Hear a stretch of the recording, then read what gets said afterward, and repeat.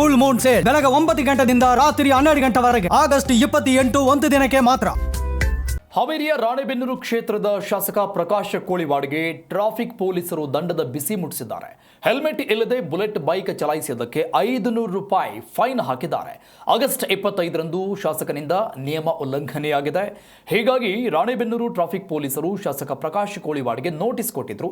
ಹೀಗಾಗಿ ಪ್ರಕಾಶ್ ಕೋಳಿವಾಡ್ 500 ರೂಪಾಯಿ ದಂಡವನ್ನು ಪಾವತಿ ಮಾಡಿದ್ದಾರೆ. ಈ ಬಗ್ಗೆ ಪೋಸ್ಟ್ ಮಾಡಿರುವ ಪ್ರಕಾಶ್ ಕೋಳಿವಾಡ್, ಎಸ್ಪಿ ಮೇಡಮ್ ನನಗೆ ನೋಟಿಸ್ ನೀಡಿದ್ದಾರೆ, ಅವರು ತಮ್ಮ ಕರ್ತವ್ಯ ನಿರ್ವಹಿಸಿದ್ದಾರೆ, ಗೌರವಿಸುತ್ತೇನೆ ಅಂತ ಫೇಸ್ಬುಕ್ನಲ್ಲಿ ಪೋಸ್ಟ್ ಮಾಡಿದ್ದಾರೆ.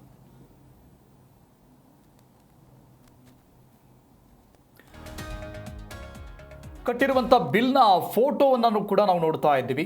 ವಾಹನದ ನೋಂದಣಿ ಸಂಖ್ಯೆ ಇದೆ, DL ನಂಬರ್, ಚಾಲಕರ ಹೆಸರು ಪ್ರಕಾಶ್ ಕೋಳಿವಾಡ್ ಕಾಣಿಸ್ತಾ ಇದೆ, ಮಾಲೀಕರ ಹೆಸರು, ಅವರ ವಿಳಾಸ ಪ್ರತಿಯೊಂದು ಕೂಡ ಅದರಲ್ಲಿದೆ. ಇದನ್ನು ಫೋಟೋ ಹೊಡೆದು ಅವರು ಫೇಸ್ಬುಕ್ನಲ್ಲಿ ಹಾಕ್ಕೊಂಡಿದ್ದಾರೆ. ಜೊತೆಗೆ ಅಧಿಕಾರಿಗಳು ಅವರ ಕರ್ತವ್ಯವನ್ನು ಅವರು ನಿಭಾಯಿಸಿದ್ದಾರೆ, ನಾನು ಕೂಡ ದಂಡವನ್ನು ಪಾವತಿ ಮಾಡಿದ್ದೇನೆ ಅಂತ ಒಂದು ಮಾದರಿ ನಡೆಯನ್ನು ಶಾಸಕರಲ್ಲಿ ಅನುಸರಿಸಿದ್ದಾರೆ. ಬಟ್ ಹೆಲ್ಮೆಟನ್ನು ಧರಿಸದೇ ಬೈಕ್ ಚಲಾವಣೆ ಮಾಡಿದ್ದು ಕೂಡ ತಪ್ಪು ಅನ್ನೋದು ತಡವಾಗಿ ಶಾಸಕರಿಗೆ ಅರ್ಥ ಆಗಿದೆ.